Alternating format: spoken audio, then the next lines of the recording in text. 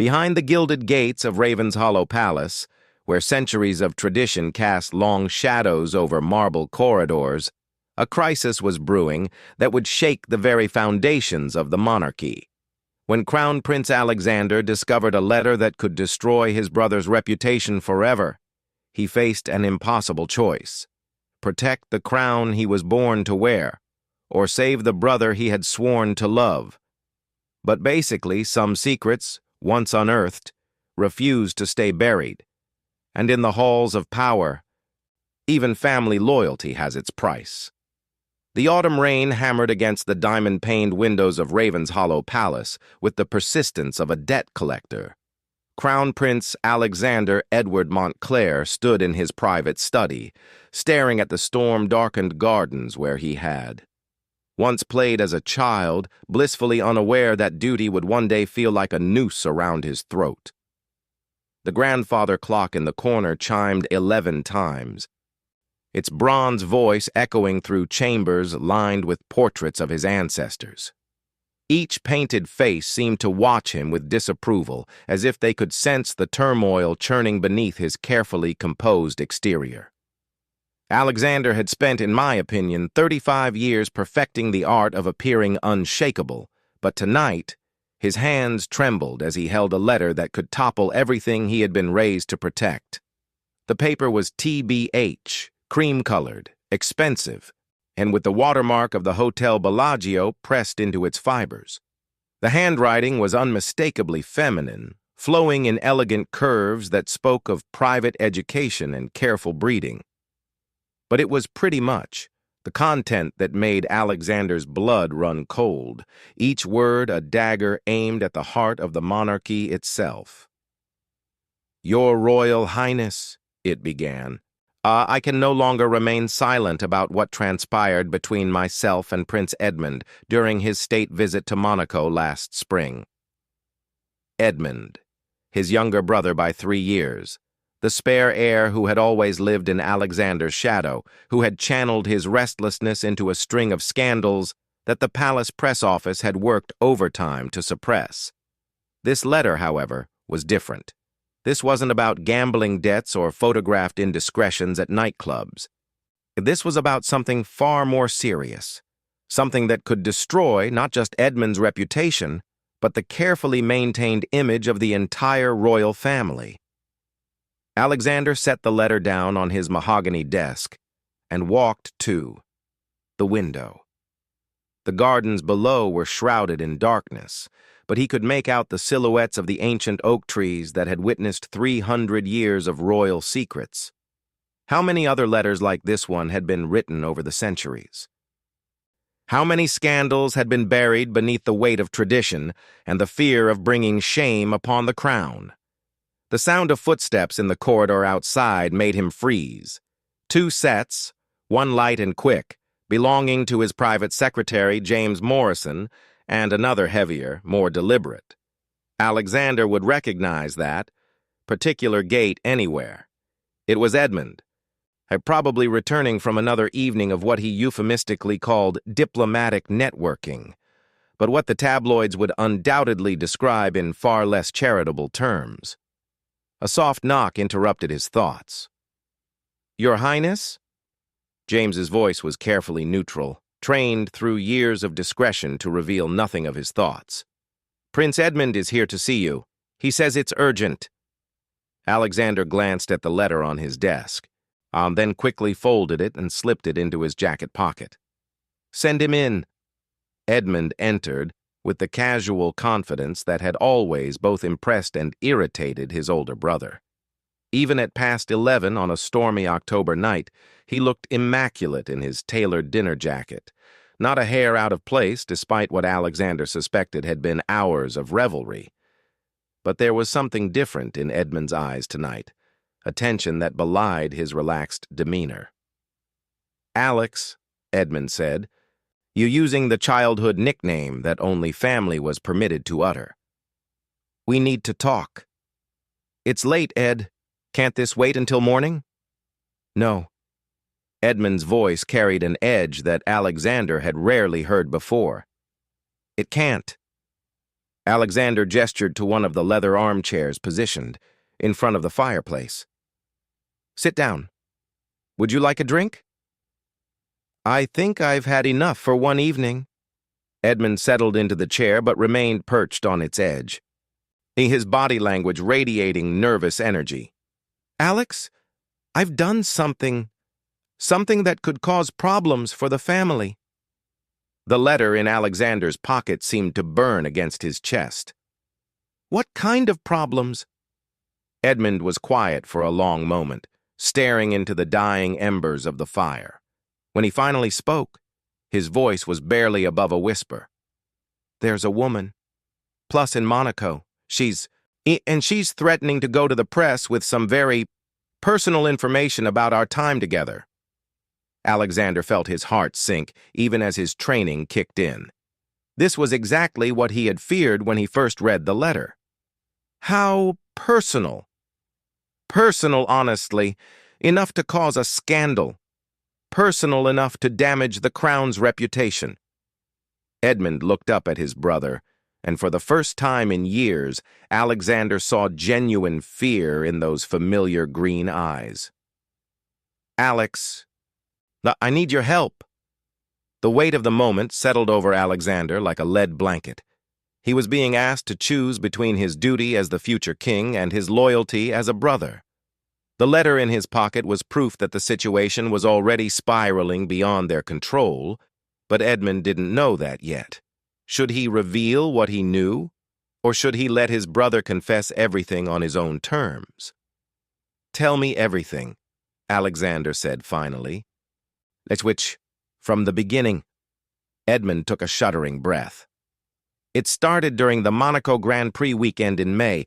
You remember? I was there representing the family at the Prince's Cup charity event. Alexander remembered.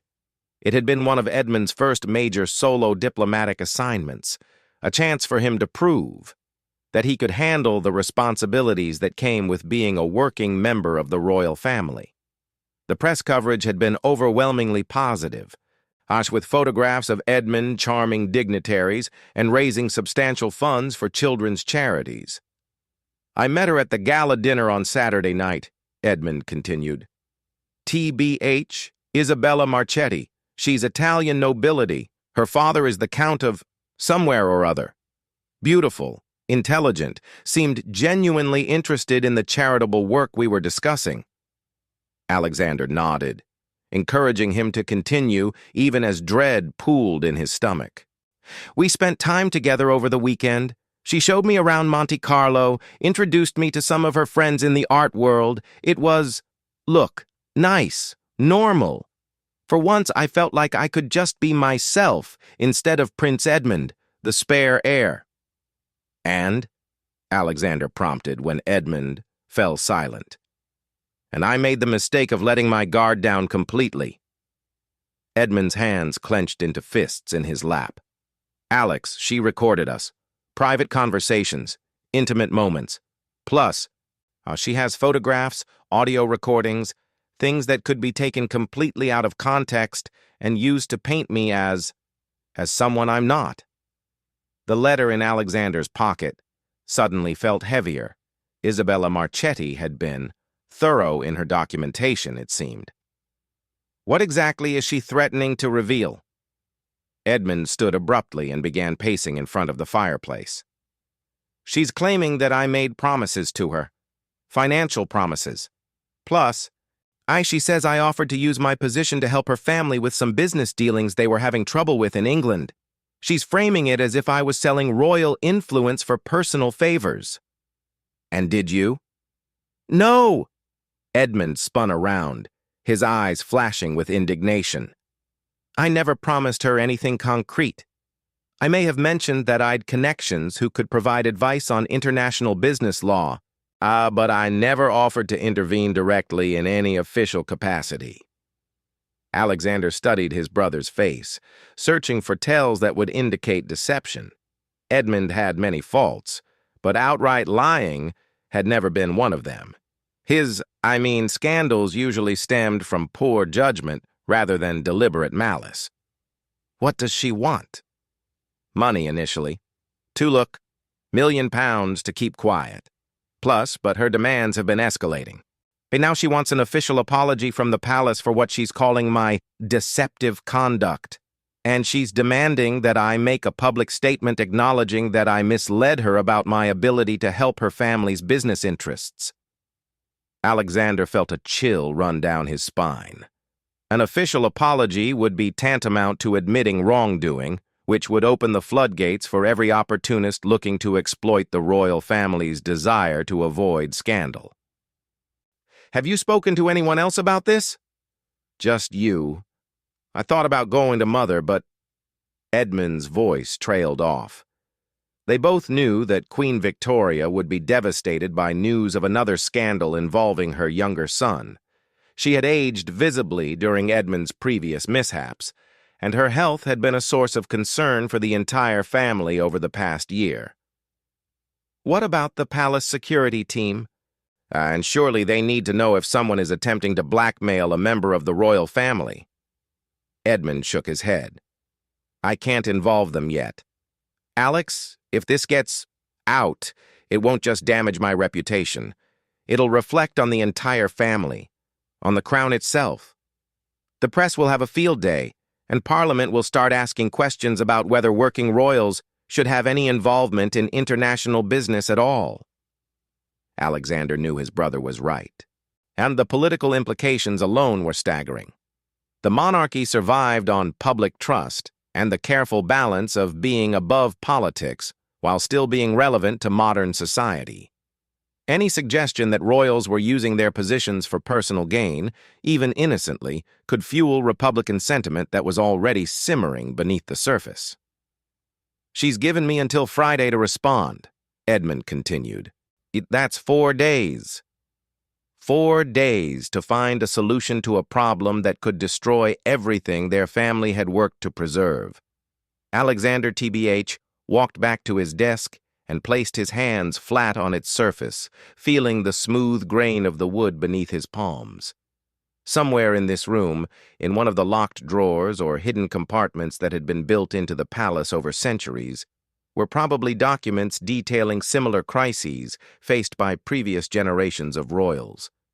But those had been different times, when the press was more deferential and the public's appetite for scandal was less voracious. Alex? Edmund's voice was small, almost childlike. What do I do? Alexander looked up at his brother, really looked at him for the first time in months. Edmund had always been the more charismatic of the two, the one who could work a room and make everyone feel like his best friend.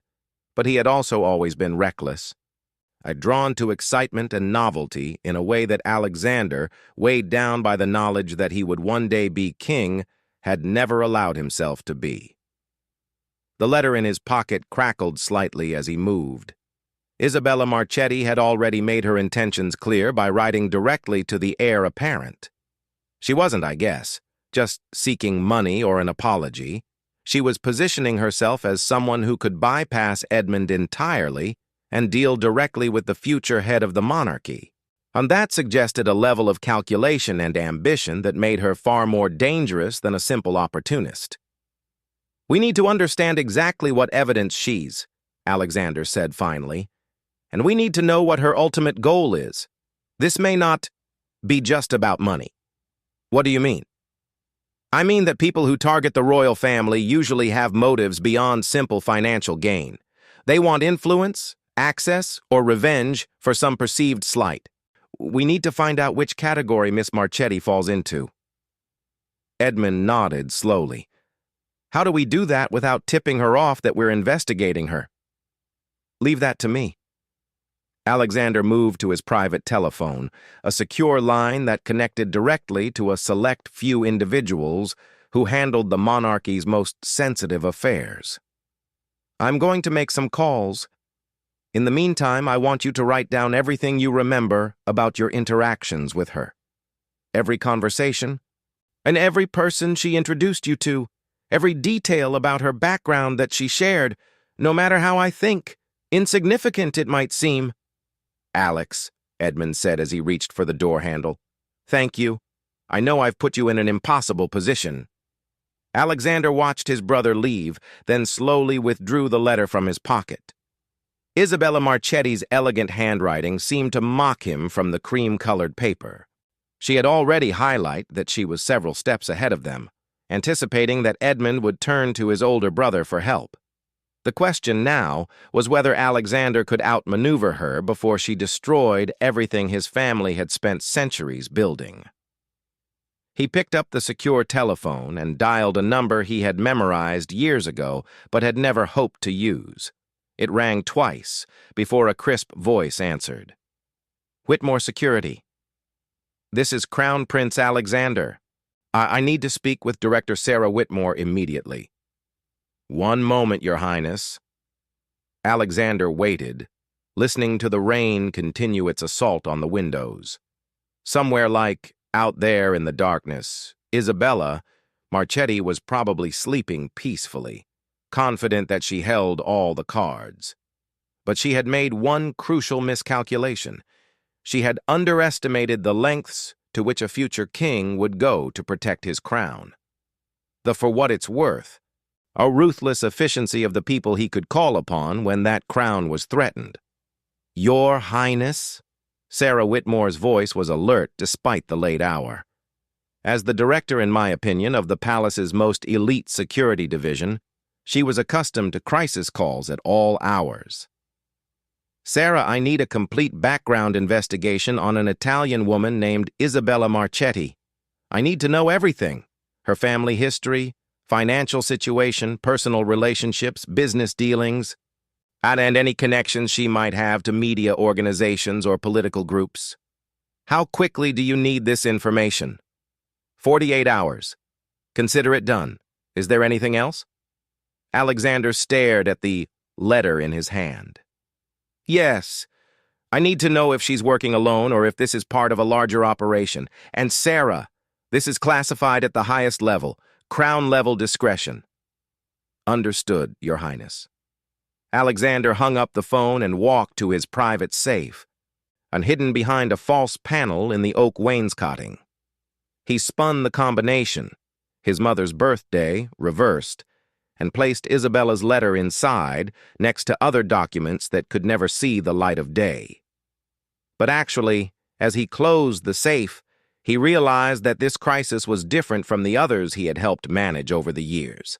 This time, it wasn't just about protecting the monarchy's reputation, it was about protecting his brother, and even if Edmund's actions had been foolish beyond measure. The clock chimed pretty much midnight, marking the beginning of what Alexander suspected would be the longest 4 days of his life. Somewhere in Monaco, Isabella Marchetti was probably counting down the hours until her deadline, confident that she held a royal prince's fate in her manicured hands. She was about to discover that the British crown had survived far worse threats than one ambitious woman with a collection of compromising materials. But first, Alexander had to decide just how far he was willing to go to ensure that survival, and what he was prepared to sacrifice in the process. The storm outside was beginning to subside, but Alexander knew that the real tempest was just beginning.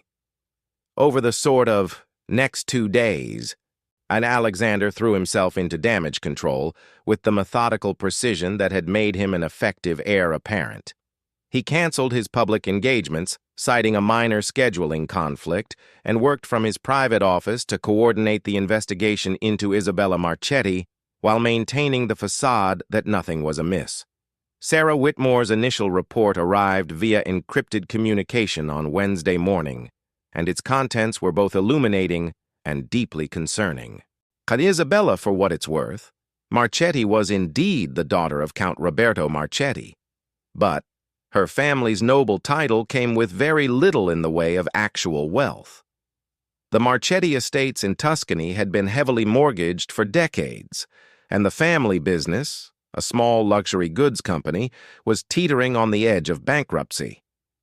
More troubling was the discovery that Isabella had a history of inserting herself into the social circles of wealthy and influential men.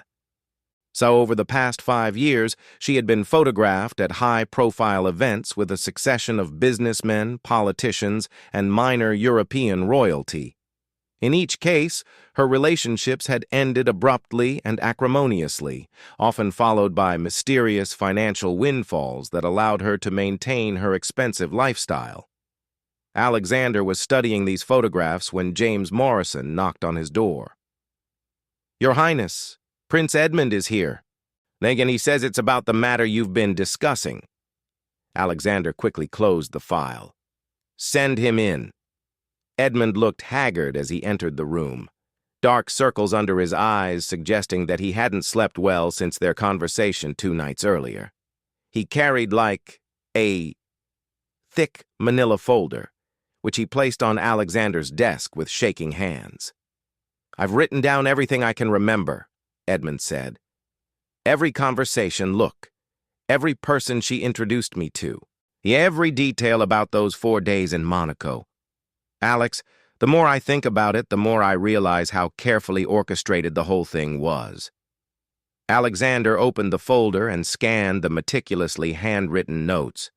Edmund's account painted a picture of a woman who had been remarkably well informed about royal protocol, family dynamics, and even private details about Edmund's interests and charitable work. "She knew things," Edmund continued, "things that weren't public knowledge.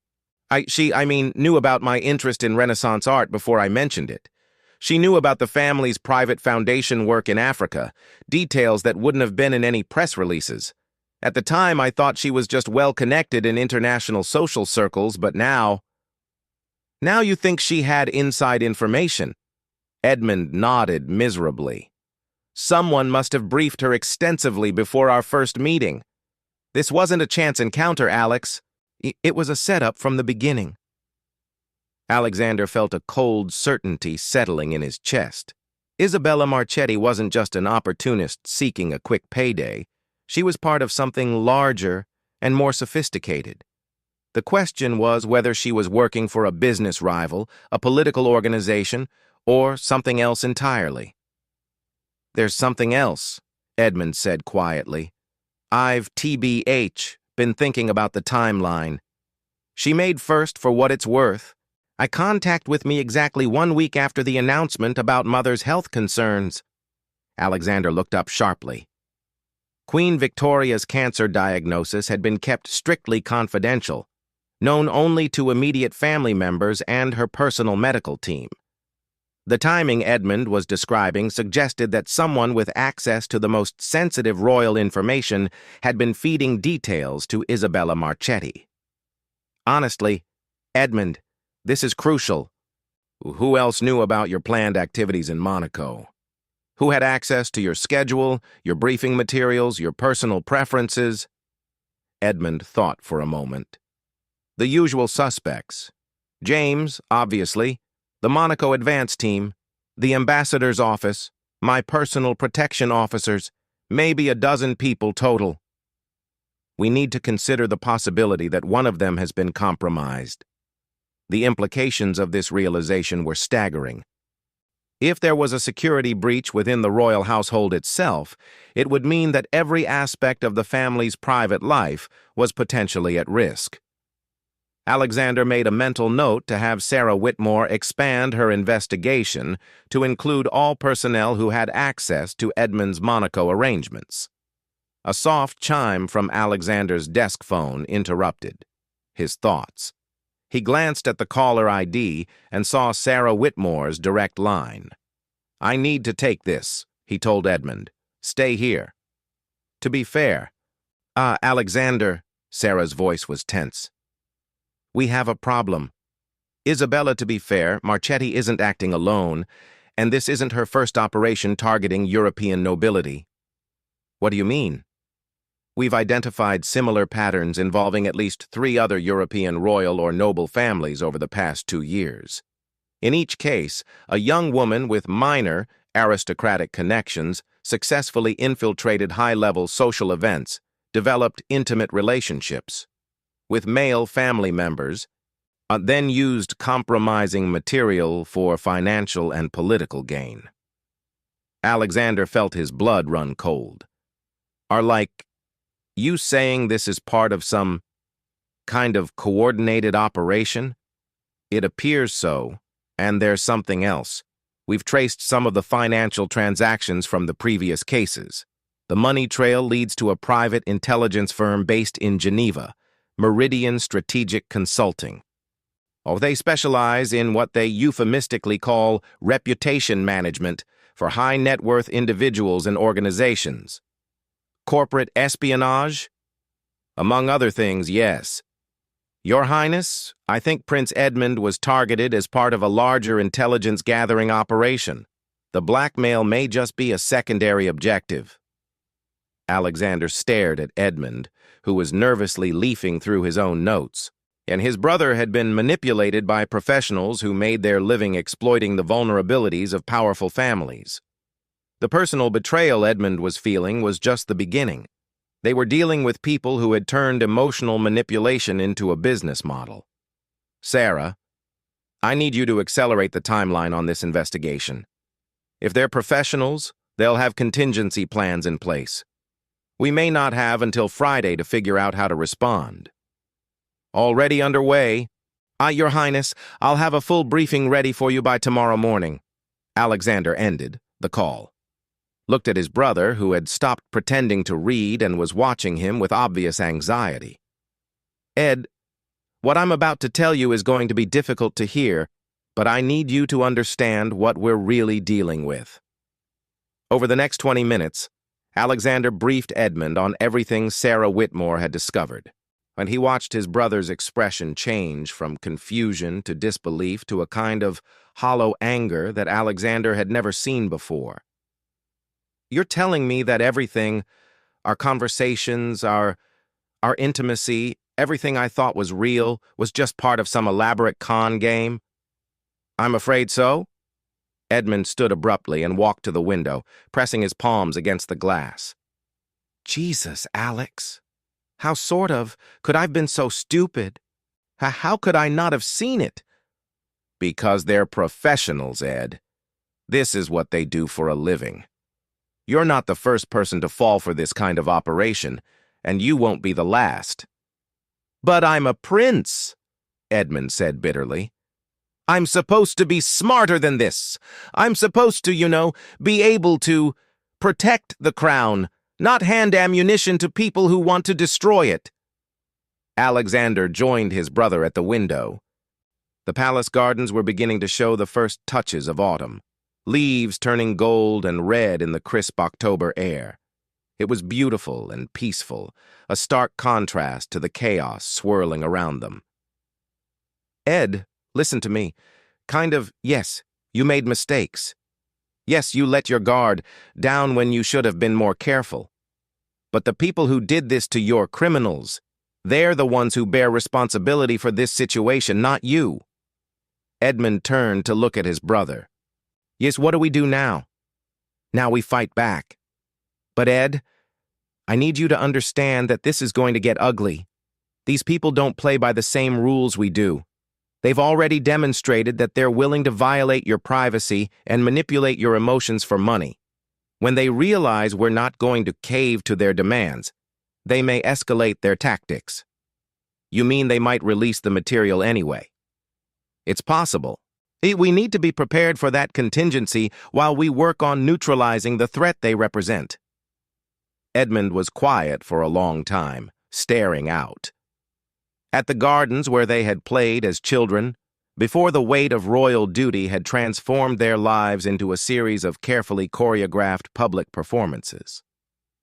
Alex, there's something I haven't told you. Something that makes this whole situation even more complicated. Alexander felt his stomach clench. What? The recordings they're not just about business dealings.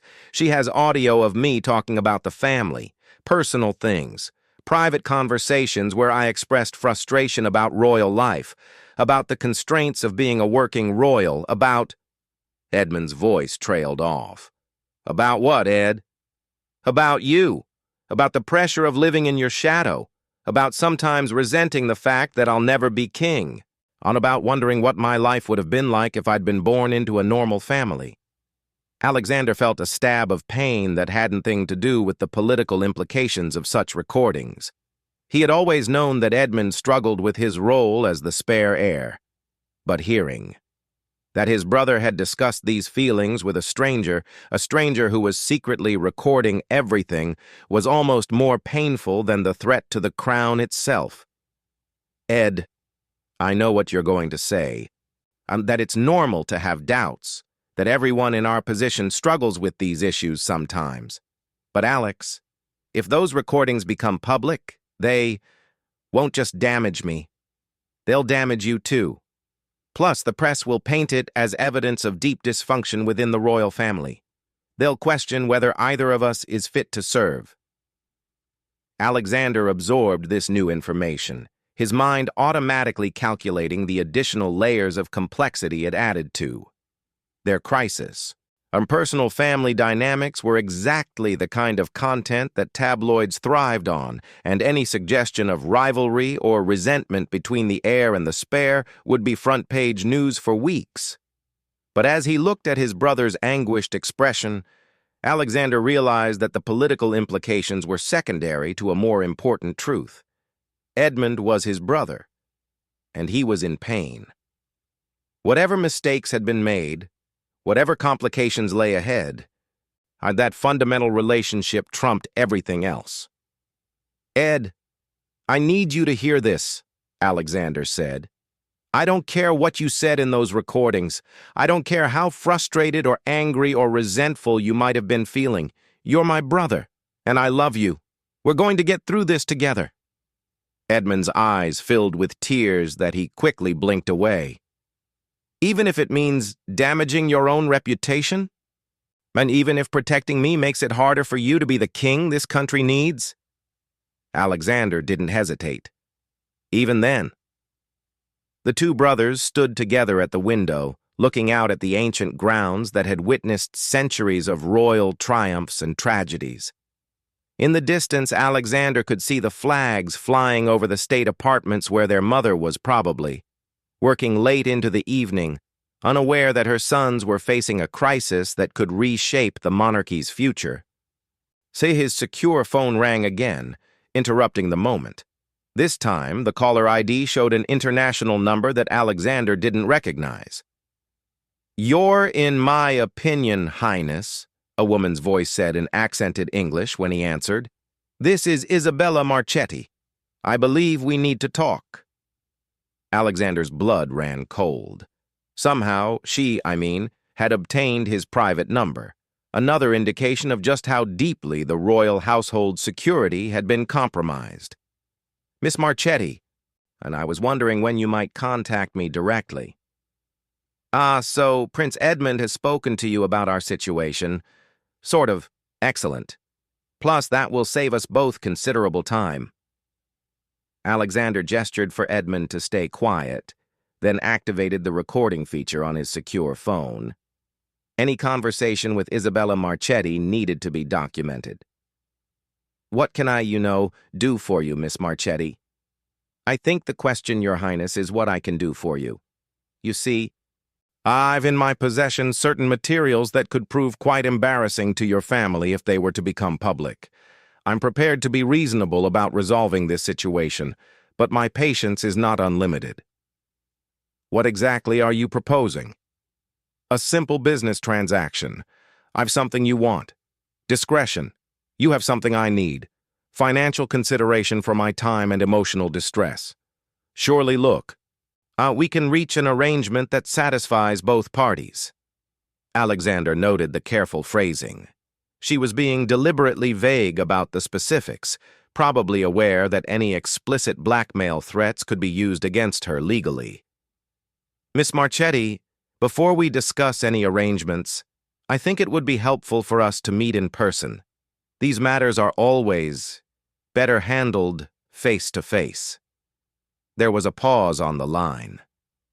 "I'm afraid that won't be possible, Your Highness. I'm currently honestly traveling, and my schedule is quite full. Then again, I'd, be happy to continue our discussion via these secure channels." Alexander doubted that Isabella was actually traveling. More likely, she was avoiding a face-to-face meeting because it would give the palace security team too many opportunities to gather intelligence about her operation. In that case, perhaps you could provide me with more specific details about what you're seeking. As I'm sure you understand, any arrangement would need to be carefully structured to ensure it meets all legal requirements. Isabella's laugh was sharp and knowing. Your Highness, I'm not interested in legal technicalities. I'm interested in practical solutions. My requirements are, for what it's worth, quite simple. £2 million transferred to an account I will specify, along with a written statement from Prince Edmund acknowledging that he misrepresented his ability to provide business assistance to my family. In exchange, all materials relating to our relationship will be permanently destroyed. And if we decline your offer? Then I'm afraid the materials will be provided to several media organizations that have expressed considerable interest in stories about the younger generation of royals. I'm sure you can imagine how such materials might be presented. Alexander felt Edmund tense beside him. The threat was now explicit, and they both knew that Isabella Marchetti had the power to follow through on it. I'll need time to consider your proposal. Of course. As I mentioned to Prince Edmund, I can be patient until Friday. After that, however, I'll assume that you've decided to decline my generous offer. The line went dead. Alexander stared at the phone, and then slowly placed it back in its cradle. She has my private number, he said to Edmund. That means the security breach goes deeper than we thought. Edmund slumped into one of the leather chairs, his head in his hands. Alex, I'm so sorry. I never meant for any of this to happen. I know. Alexander moved to his desk and began making notes about the conversation. But I mean, we're past apologies now. We need to focus on finding a solution. Maybe we should just pay her. The £2 million is a lot of money, but it's not impossible to arrange, and if it makes this all go away... Ed, these people don't just go away. If we pay now, they'll be back in 6 months asking for more.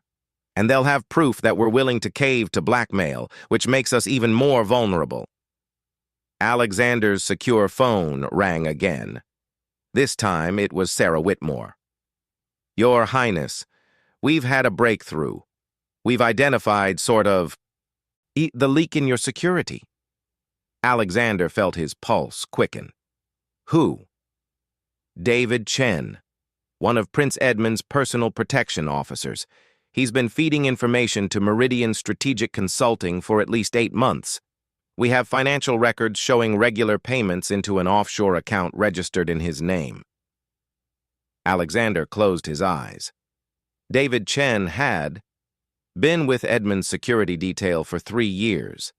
He had been present at family gatherings, had overheard private conversations, and had access to schedules and briefing materials. The scope of, for what it's worth, information he could have provided to Isabella's handlers was staggering. Where is he now? We have him under surveillance. He doesn't know we've identified him yet, which gives us some tactical advantage. How honestly would you like to proceed? Alexander looked at Edmund, who was watching the conversation with growing alarm.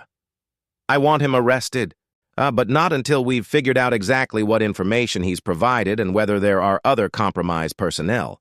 Can you coordinate with the security services to ensure this is handled discreetly? Already in motion, Your Highness.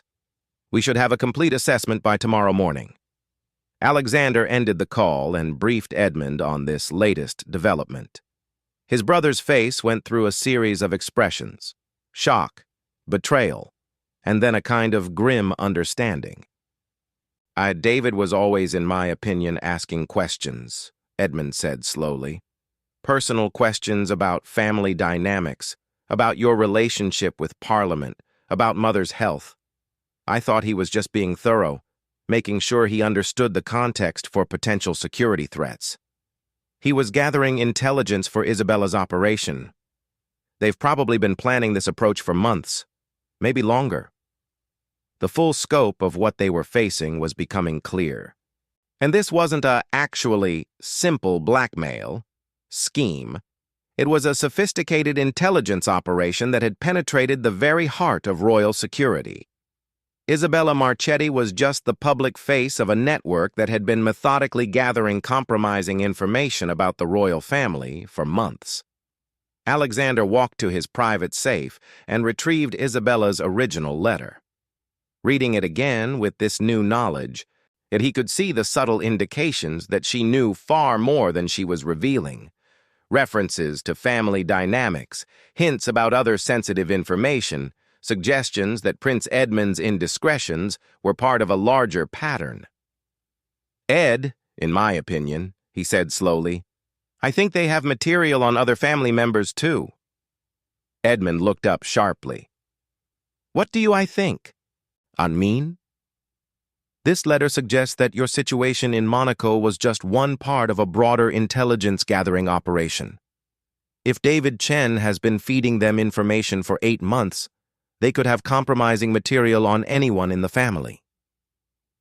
The implications were terrifying. Every private conversation, every family gathering, every moment of vulnerability that David Chen had witnessed could potentially be documented and weaponized. Alexander's mind, honestly, raced through the possibilities.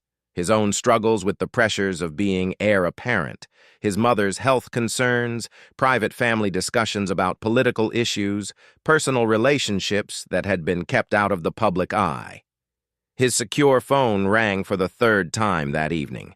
Alexander almost didn't answer, but the caller ID showed his mother's private line. "Alexander?" Queen Victoria's voice was tired but alert. "I need to see you and Edmund immediately. Something's come up that we need to discuss as a family." Alexander felt his blood turn to ice. "Mother, what's sort of wrong?" "Not over the phone. Come to my private study now. Both of you." The line went dead. Alexander looked at Edmund, who had gone pale. "She knows," Edmund whispered. I guess Alexander nodded grimly. Somehow, despite all their efforts to contain the situation, Queen Victoria had learned about the crisis threatening her family. And now they'd have to face not just Isabella Marchetti's blackmail attempt, but their mother's reaction to the knowledge that the crown itself was under attack. As they walked through the corridors toward the Queen's private apartments, Alexander realized that they were about to discover just how far-reaching the consequences of Edmund's weekend in Monaco would prove to be. The storm that had seemed manageable just days ago was about to become a hurricane that could reshape the British monarchy forever. The sort of heavy oak doors of Queen Victoria's private study stood before them like the gates of judgment. Alexander had been summoned to this room countless times over the years for discussions about his future role, but tonight felt different. Tonight he was bringing crisis to his mother's door. And the weight of that responsibility pressed down on him like a physical force. Edmund honestly paused with his hand on the brass door handle. "Alex, what do we tell her? The truth? All of you know. It. Even about David Chen? Even about the possibility that other family members might be compromised?" Alexander nodded. "She needs to know what we're really dealing with." They entered to find Queen Victoria seated behind her personal desk, in still elegant and commanding at 72, despite the toll that recent months had taken on her health. Her silver hair was styled in its customary chignon, and she wore a simple navy dress that somehow managed to look both maternal and regal. But it was her expression that made Alexander's heart sink. This wasn't the face of a mother concerned about her son's well-being. This was the face of a monarch who had just learned that her kingdom was under attack. "Sit down," she said without preamble, "at which both of you." They took the chairs positioned across from her desk, the same chairs where they had sat as children receiving lectures about duty and responsibility. 20 minutes ago, Queen Victoria began, I received a call from the Prime Minister, It seems that certain members of Parliament have been contacted by journalists asking for comment about potential scandals involving working members of the royal family. The inquiries have been vague so far, but the implication is that a significant story is about to break. Alexander felt his stomach drop. Isabella Marchetti was escalating more quickly than they had anticipated. "Mother," Edmund began. Queen Victoria held up a hand to silence him. "I'm not finished. These journalists appear, actually, to have detailed information about Edmund's activities in Monaco, information that could only have come from someone with intimate knowledge of royal security procedures and family dynamics." She opened a folder on her desk and withdrew several photographs. Even from across, actually, the desk, Alexander could see that they showed Edmund with a dark-haired woman in what appeared to be intimate or compromising situations. These were delivered to the palace press office this afternoon with a note suggesting that they represent just a small sample of available material. The sender indicated that a much larger collection would be made public within the next 48 hours, unless certain conditions were met. Queen Victoria's voice remained steady and professional, but Alexander could see the pain in her eyes. She wasn't just a monarch dealing with a political crisis. She was a mother watching her son's private life being weaponized against her family. "Mother, we know who's behind this," Alexander said. "We've, I think, been investigating—" "Have you?" Queen Victoria's gaze sharpened. "Then perhaps you can explain to me how a foreign intelligence operation managed to penetrate royal security so thoroughly that honestly they have compromising material not just on Edmund, but potentially on other family members as well." The blood drained from Alexander's face. She already knew about the broader implications of the breach. "How long have you known?" he asked quietly. "I've suspected something was wrong for weeks. There have been too many coincidences, too many instances where private family information seemed to be making its way into media speculation. When the Prime Minister called tonight, and it confirmed my worst fears." Queen Victoria stood and walked to the window that looked out over the palace courtyard. Her silhouette against the evening light seemed smaller somehow, more fragile than Alexander had ever seen her. "The Prime Minister has made it clear that the government's position will be guided by what's best for the stability of the area," she continued. "If this kind of scandal becomes public, if it calls into question the royal family's judgment or integrity, there will be consequences that extend far beyond personal embarrassment." Alexander understood the subtext. Parliament would use any significant royal scandal as justification for reducing the monarchy's role or even questioning its continued existence. The careful balance look that allowed the crown to maintain relevance in modern Britain depended on public trust, and that trust was now under direct attack. "What are our options?" he asked. Queen Victoria turned, back to face her sons. That depends on look. Exactly what material these people have, and what they intend to do with it. I need to know everything, Alexander. Everything you've learned about this operation, everything Edmund did in Monaco, and everything we might be facing in the coming days." Over the next hour, Alexander and Edmund briefed their mother on every detail they had uncovered. Queen Victoria listened without interruption, her expression growing more grave as the full scope of the intelligence operation became clear. When they finished, she was quiet for several minutes, staring at the photographs on her desk. "Isabella Marchetti," she said finally. "I want to know everything about her background, her connections, and the organization she's working for. If we're going to fight this, we need to understand our enemies." "Sarah Whitmore is already working on it," Alexander said. "We should have a complete intelligence briefing by tomorrow morning." "Good, but we can't wait for complete information to begin our response."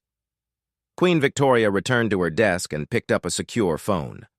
"I'm calling an emergency session with the palace's crisis management team. We need to prepare for multiple scenarios, including the possibility that this material will become public regardless of what we do." As she began making calls, Alexander realized that they had crossed a threshold. This was no longer just a family crisis that could be managed quietly behind palace walls. It was now a full-scale threat to the monarchy itself, requiring resources and strategies that went far beyond anything he and Edmund could have handled on their own. Edmund seemed to shrink into his chair as the implications became clear. "Mother, I'm so sorry. I meant for any of this to happen." Queen Victoria finished her call and looked at her younger son with a mixture of disappointment and compassion. "Edmund, your personal choices have created this situation, and you will have to live with the consequences of that. But right now, our focus has to be on protecting the crown and the people who depend on it." She opened another folder and withdrew a document that Alexander recognized as a constitutional briefing, of the kind of analysis that was prepared during major political crises. "If this scandal forces my abdication," she said matter-of-factly, "Alexander will become king under circumstances that could permanently damage the monarchy's standing. If both of my sons are implicated, it could trigger a constitutional crisis that brings down the entire system." The weight of what she was saying settled over the room like a suffocating blanket.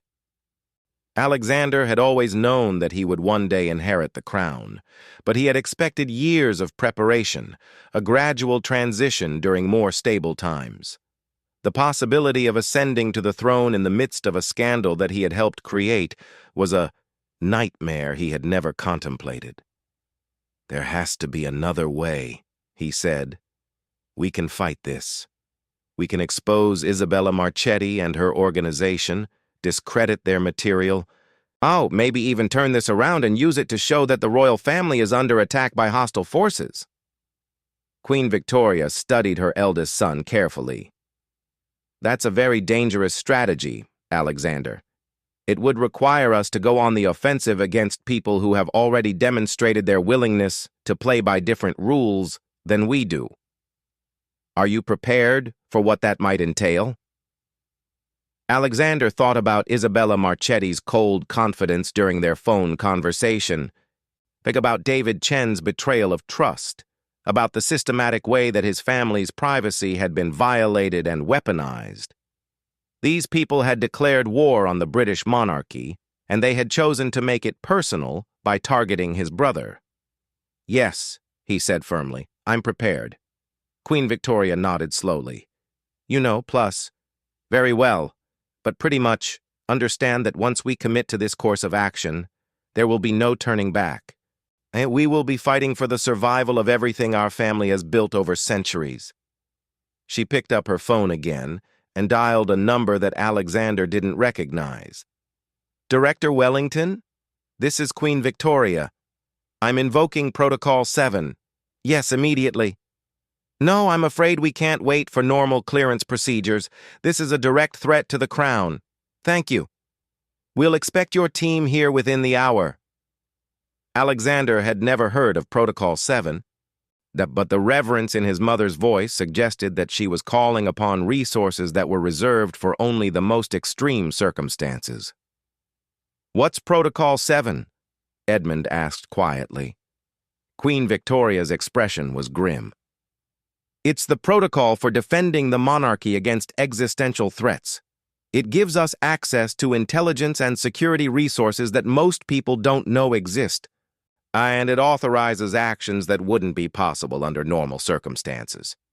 She stood and walked to a portrait of King George VI, Alexander's grandfather, that hung on the wall behind her desk. With practiced movements, she pressed a hidden mechanism that caused the portrait to swing open, revealing a sophisticated electronic panel. "The crown has survived wars, political upheavals, and social revolutions," she said as she entered a complex code into the panel. "To be fair, you has survived because, when necessary, we've been willing to fight for it with every resource at our disposal." The panel beeped softly. Alexander heard the sound of heavy locks disengaging somewhere within the walls of the room.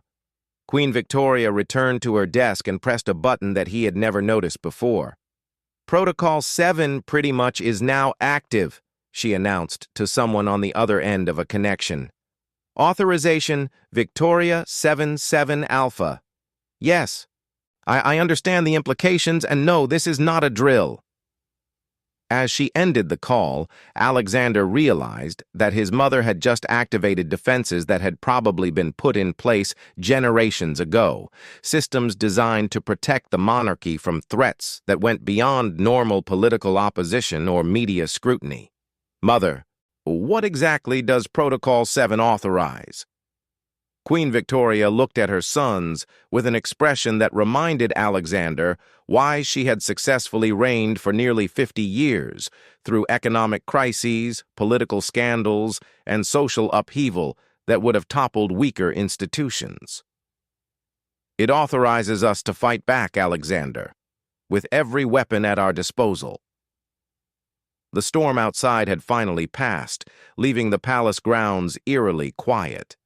But inside the Queen's private study, Alexander could feel the beginning of a very different kind of tempest, one that would determine whether the British monarchy would emerge from this crisis stronger or whether it would become another victim of the forces that were reshaping the modern world. As if summoned by their conversation, there was a soft knock at the door. Queen Victoria called for entry, and James Morrison appeared, looking unusually tense. Your Majesty, Director Wellington and his team have arrived. They're requesting immediate access to discuss operational parameters. Queen Victoria nodded. Send them in. And James, I want you to coordinate with Director Whitmore to ensure complete information sharing between all security divisions. Nothing is to be held back due to normal protocol restrictions. James bowed and withdrew. Within minutes, the room filled with people Alexander had never seen before, men and women in dark suits who carried themselves with the quiet confidence of professionals, accustomed to operating in the shadows. Director Wellington was a lean man in his 50s, with steel-gray hair and eyes that seemed to catalog every detail of his surroundings. He approached Queen Victoria's desk with military precision and bowed formally. Your Majesty, Protocol 7 is fully activated, at which my team is at your disposal. Director, we're facing a coordinated intelligence operation targeting the royal family. The immediate threat involves blackmail, material related to Prince Edmund, but we've reason to believe the scope extends much further. Wellington nodded. We've been monitoring increased chatter about royal family activities over the past several months. And this appears to be the activation phase of a long-term operation. Alexander felt a chill run down his spine. The idea that intelligence professionals had been watching his family for months, documenting their vulnerabilities and planning their attack, was deeply unsettling. What do you need from us? Queen Victoria asked. Complete access to all information about the security breach, unrestricted authority to investigate and neutralize threats to royal personnel. The authorization to employ countermeasures that may extend beyond normal legal boundaries. The room fell silent as the implications of Wellington's request sank in. He was asking for permission to operate outside the normal constraints of law enforcement, using methods that might not be available to ordinary citizens or even government officials. Queen Victoria didn't hesitate, which, granted. Director Wellington, you've full royal authorization to take whatever actions are necessary to protect the crown and the royal family. The only constraint is that nothing you do can bring additional disrepute to the monarchy. Wellington smiled for the first time since entering the room. Understood, Your Majesty. We'll begin immediate operations to neutralize the threat and secure the compromised intelligence.